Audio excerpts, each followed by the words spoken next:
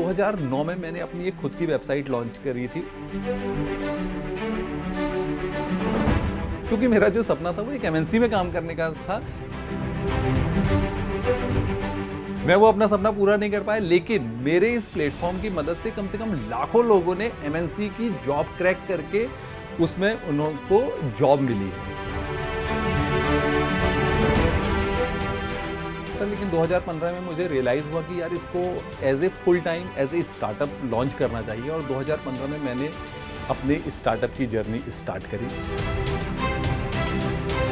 एक कम्युनिटी हमने बिल्ड करी है ऑथर और रीडर्स की।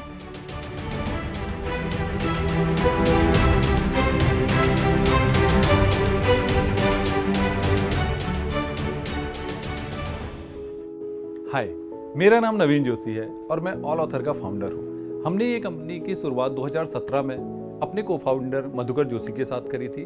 मैं और मेरा को फाउंडर आपस में भाई हैं, और मैं इस कंपनी में टेक्नोलॉजी, प्रोडक्ट डेवलपमेंट का डिपार्टमेंट संभालता हूँ, और मेरे को फाउंडर टीम डेवलपमेंट, मार्केटिंग और फाइनेंस का डिपार्टमेंट संभालते हैं। मैं एक मिडिल क्लास फैमिली से हूँ। बेसिकली हम उत्तराखंड से बिलोंग करते हैं।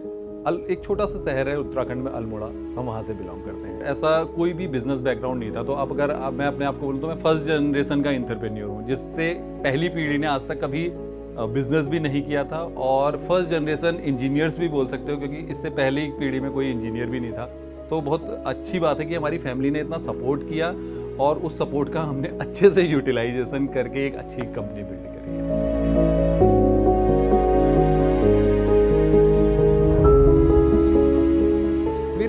स्कूलिंग हुई है वो एक हिंदी मीडियम स्कूल से हुई है, एक गवर्नमेंट स्कूल से, जहाँ 10 रुपए की फीस होती है मात्र।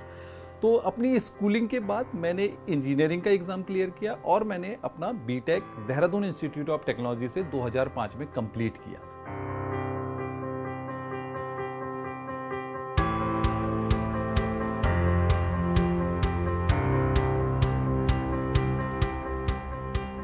बीटेक कंप्लीट करने के बाद जैसे सबका सपना होता है एक जॉब पाना, तो मैं दिल्ली आया एक जॉब के लिए। यहाँ पर 3-4 महीने के स्ट्रगल के बाद मुझे एक छोटी सी जॉब मिली एज ए टेस्टिंग में एक आईटी कंपनी में। वहाँ से मेरी जॉब करियर की स्टार्ट हुआ, जहाँ से मैंने सॉफ्टवेयर की इंडस्ट्री में अपना पहला कदम रखा। तो जॉब के साथ साथ मैंने प्रोग्रामिंग में इंटरेस्टेड था मेरा, तो मैंने साथ साथ वहाँ से प्रोग्रामिंग सीखी, और मैंने अलग अलग कंपनी में as a testing, as a programmer, as a team lead, as a manager काफ़ी सारे रोल पे काम किया है। और मैंने हमेशा एक छोटी छोटी कंपनियों में काम किया है, जहाँ पर आपको बहुत डाइवर्सिफाई रोल प्ले करने पड़ते हैं कंपनी के। और मुझे ये चीज़ बहुत अच्छी लगती है, क्योंकि जब आप डिफरेंट रोल में काम करते हो तो आप डिफरेंट स्किल को सीखते हो। तो यही मेरी जॉब के साथ साथ मुझे और भी कुछ करने की चाह थी। और 2009 में, क्योंकि मैं एक वेबसाइट बनाता था, मैं एक सर्विस बेस्ड कंपनी में काम करता था जहाँ पर हम वेबसाइट बनाते थे, तो मुझे सारी जानकारी थी कि वेबसाइट कैसे बनाते हैं।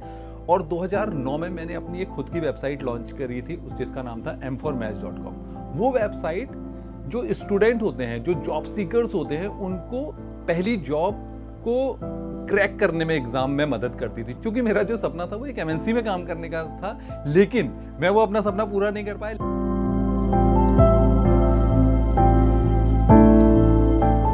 मेरे इस प्लेटफॉर्म की मदद से कम लाखों लोगों ने एमएनसी की जॉब क्रैक करके जॉब मिली है। लेकिन 2015 में मुझे रियलाइज़ हुआ कि यार इसको as a full time as a startup launch करना चाहिए, और 2015 में मैंने अपने स्टार्टअप की जर्नी स्टार्ट करी। तो 1-1.5 साल इस m4match के स्टार्टअप को चलाते हुए हमें लगा कि अब हमें एक दूसरा प्रोडक्ट बनाना चाहिए। आइडिया हमारे दिमाग में पहले से ही था, तो हमने 2017 में लॉन्च किया ऑल ऑथर में हमने शुरू से ही फोकस था कि हम इसको बूटस्ट्रैप करेंगे, और हम इसमें एक प्रॉपर बिजनेस मॉडल लेके आएंगे, और प्रॉपर कस्टमर की प्रॉब्लम को सॉल्व करेंगे। तो बेसिकली जो ऑल ऑथर है वो एक सोशल मीडिया प्लेटफॉर्म आप कह सकते हैं, एक कम्युनिटी हमने बिल्ड करी है ऑथर और रीडर्स की, जहाँ पर ऑथर्स को हम वो सारी चीज़ें प्रोवाइड करते हैं जो कि उसको बुक मार्केटिंग करने में मदद करती है। जैसे कि सबसे बेसिक चीज़ ऑथर को एक चाहिए रहती है, वो वेबसाइट चाहिए रहती है, जिसमें उसकी सारी बुक लिस्ट हो जाए, उसकी इन्फॉर्मेशन आ जाए, और सारे उसके सोशल मीडिया के फॉर्म आ जाएँ, और उससे कोई अगर कांटेक्ट करना चाहता है तो वो कर ले। तो जैसे ही ऑथर ज्वाइन होता है हमारी साइट में, तो उसको सबसे पहले एक ये बेसिक पूरा टूल मिल जाता है जहाँ पर उसका एक पूरा web page as a website की तरह डेवलप हो जाता है, जिसमें हम कई सारी टाइप की थीम उसको देते हैं, उसकी अपनी मर्जी के हिसाब से वो थीम को सेलेक्ट कर पाता है। उसके बाद जो सेकंड चीज़ हम ऑथर को प्रोवाइड करते हैं वो है उसका बुक प्रमोशन का।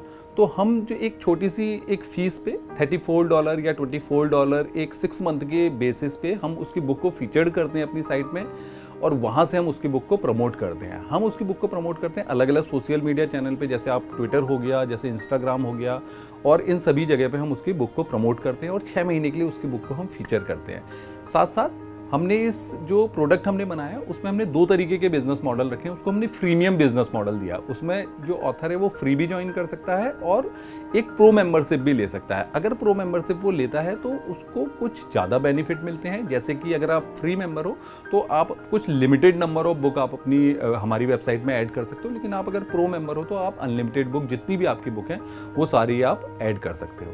उसके बाद अगर आप प्रो मेंबर हो तो हम आपका इंटरव्यू लेते हैं, उस इंटरव्यू को हम अपनी वेबसाइट में पब्लिश करते हैं और अलग अलग सोशल मीडिया में भी उस इंटरव्यू को प्रमोट करते हैं। बुक प्रमोशन के लिए हमने कई सारे टूल्स बना करके ऑथर को दिए हैं, जैसे कि मोकअप बैनर टूल हो गया। मोकअप बैनर एक 3D डिज़ाइन टूल होता है जहाँ पर ऑथर को ज़रूरत पड़ती है कि उसका एक 2D कवर एक 3D फॉर्मेट में उसको मिल जाए, जैसे कि आपका बुक का 3D फॉर्मेट हो गया, बुक इन मोबाइल हो गया, बुक इन लैपटॉप हो गया, बुक इन अलग अलग बिलबोर्ड हो गया। तो इस तरीके की कई सारी हम उसको 1000 से भी ज़्यादा थीम प्रोवाइड करते हैं, जहाँ से वो क्विकली सिर्फ एक 2-3 क्लिक में अपना एक ब्यूटीफुल सा बैनर बना सकता है सोशल मीडिया के प्रमोशन के लिए। और सबसे मोस्ट इम्पॉर्टेंट चीज़ जो है वो हम एक प्रोवाइड करते हैं उसको, एक हम हर महीने अपनी साइट में कॉन्टेस्ट रन करते हैं जिसको हम बोलते हैं cover of the month contest. तो उसमें हम अलग अलग जॉनर के हर महीने हम किसी एक पर्टिकुलर जॉनर का कॉन्टेस्ट रन करते हैं, जैसे रोमांस जॉनर हो गया, मिस्ट्री जॉनर हो गया, नॉन फिक्शन जॉनर हो गया। इस तरीके से हम हर महीने एक कॉन्टेस्ट रन करते हैं जहाँ पर कई सारे ऑथर पार्टिसिपेट करते हैं और जो विनिंग ऑथर होते हैं उनको एक बैज मिल जाता है, विनिंग बैज, और उनको कुछ बेनिफिट्स मिलते हैं, जैसे प्रो मेंबरशिप मिल जाती है, उनको फीचर बुक लिस्टिंग मिल जाती है, ये सारे बेनिफिट उनको मिलते हैं। तो अभी के टाइम पे जो कवर ऑफ द मंथ जो हमारा कॉन्टेस्ट है वो बहुत ज़्यादा पॉपुलर है, जिसमें बहुत सारे ऑथर हर महीने पार्टिसिपेट करते हैं। और हमारी वेबसाइट में ज़्यादातर जो ऑथर हैं 80% ऑथर यूएस से हैं, उसके बाद फिर यूनाइटेड किंगडम से हैं और फिर अदर कंट्री के हैं।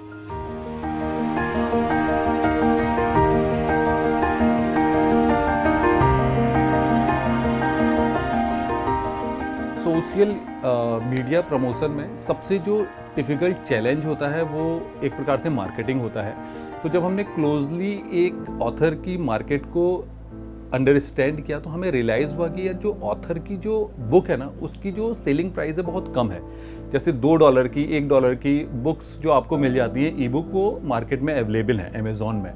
तो अगर ऑथर अपना स्पेंड मार्केटिंग में करता है तो उसको सिर्फ एक क्लिक का $2 से $3 फेसबुक के एड्स अगर रन करता है या गूगल के एड्स रन करता है तो वहाँ से उसको वो चार्ज हो जाता है। तो ऑथर्स के पास सबसे बड़ा चैलेंज ये था कि वो एक पेड मार्केटिंग करके अपनी बुक को सेल करना उसको और ज़्यादा कॉस्ट इफेक्टिव नहीं रहता, तो उसको और ज़्यादा बजट लग जाता है। तो हमें रियलाइज़ हुआ कि यार ऑथर के लिए एक ऐसा ईजी प्लेटफॉर्म होना चाहिए जहाँ से वो रीडर से आसानी से मिल पाए। तो हमने एक प्लेटफॉर्म बनाया जहाँ पर हम ऑथर और रीडर को एक साथ कनेक्ट करते हैं। ऑथर जहाँ पर अपनी बुक लिस्ट करता है और कई सारे अदर फैक्टर होते हैं जिससे रीडर ये डिसाइड करता है कि उसको ये बुक लेनी चाहिए या नहीं लेनी चाहिए।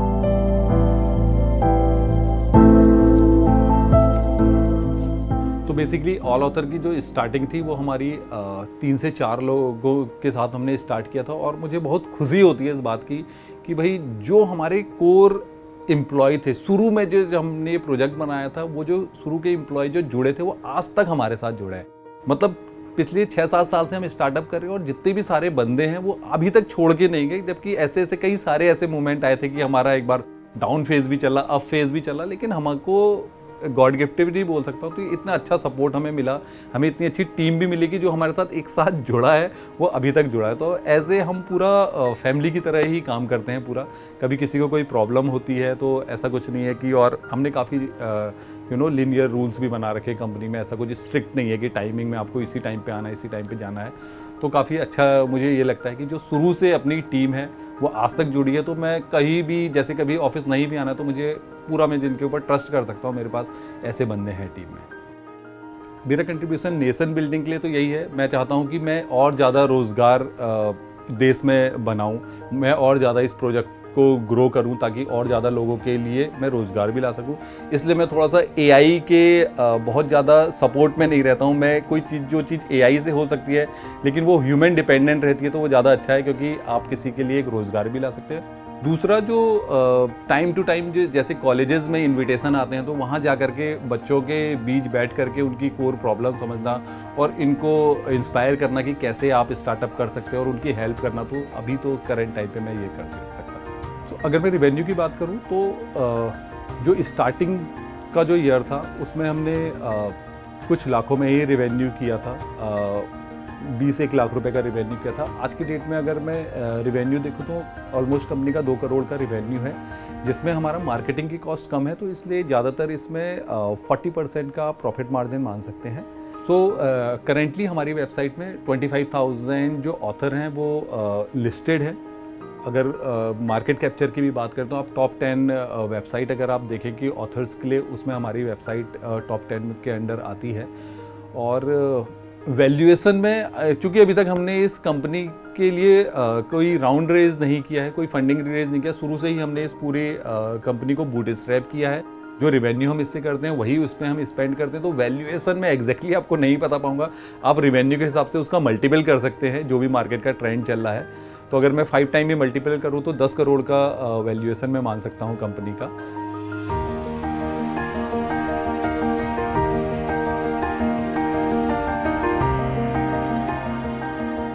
तो मेरा जो, अगर मैं किसी एंटरप्रेन्योर को अगर मैं कुछ अपनी तरफ से सलाह दूंगा तो नंबर 1 तो कहूँगा कि फोकस बहुत ज़रूरी है। अगर आप कोई प्रोडक्ट बना रहे हो तो उसमें एक 100% फोकस लेकर के चाहिए और आप पहले उस मार्केट को समझिए। ऐसा नहीं कि आपको कोई आइडिया आ गया तो तुरंत आपको जंप कर देना है, आपको एक प्रोसेस में चलना है। जैसे कि एक प्रोसेस होती है, सबसे पहले आपको MVP बनाना है। MVP का मतलब ये नहीं कि आपको कोई आइडिया है सीधे आपने उसकी वेबसाइट डेवलप कर दी, ऐप लॉन्च कर दी बिना मार्केट एक वैलिडेशन किए। तो सबसे पहले आपका काम है आप अपने आइडिया को किसी छोटे स्केल में लेके, जिसमें बहुत कम बजट से आप उसको एक प्रकार से वैलिडेट करा लें। मतलब आपके जो रियल कस्टमर है उसके साथ आप उसको वैलिडेट करा के आप पहले खुद समझ लें कि क्या ये प्रोजेक्ट आगे चल के बड़ा हो पाएगा या नहीं हो पाएगा। उसके बाद ही आप अपना नेक्स्ट मूव रखिए। नेक्स्ट मूव में जो अगर आपको जो सबसे इंपॉर्टेंट चीज़ है वो आपको ध्यान देनी है कि आप क्या कोर प्रॉब्लम सॉल्व कर रहे हो। तो अगर आप भी स्टार्टअप करना चाहते हैं और आपको समझ में नहीं आ रहा कि कैसे करना है, तो आपको एक वन स्टॉप डेस्टिनेशन है IID, जो कि आपकी पूरी हेल्प करता है आपकी प्रॉब्लम समझने में। आपको क्या ज़रूरत है, आपको हर तरीके की स्टार्टअप से रिलेटेड वो सुविधाएं एक ही प्लेटफॉर्म पे आपको मिल जाती है।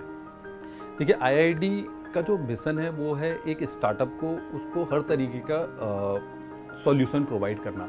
और मेरे को ये काफ़ी अच्छा इसलिए लगता है क्योंकि स्टार्टअप जब आप फेज़ में होते हैं आपको बहुत सारी चीज़ें नहीं पता होती हैं, और उन चीज़ों को जिसके पास ऑलरेडी सॉल्यूशन है, आपको एक एक्सपर्ट अगर मिल जाए उस फील्ड में, तो आपकी ग्रोथ जो होती है वो 10 टाइम्स बढ़ जाती है, क्योंकि आपका जो टाइम है वो लिमिटेड होता है और वो आपको अपने प्रोडक्ट पे देना है। तो जो बाकी जो अदर चीज़ें हैं जो कि आपके स्टार्टअप को इम्पैक्ट कर सकती है, फंड कैसे रेज करना है, कोई मेंटरशिप आपको चाहिए है, या कोई भी आपको गवर्नमेंट से पॉलिसी से रिलेटेड कोई भी जानकारी चाहिए है, या कहीं पर भी आपको अप्लाई करना है, वो सारी जो सुविधाएं हैं वो आपको एक प्लेटफॉर्म के थ्रू मिल जाए तो आप काफ़ी समय बचा सकते हैं और आप पूरा 100% फोकस सिर्फ अपने प्रोडक्ट पे भी कर सकते हैं।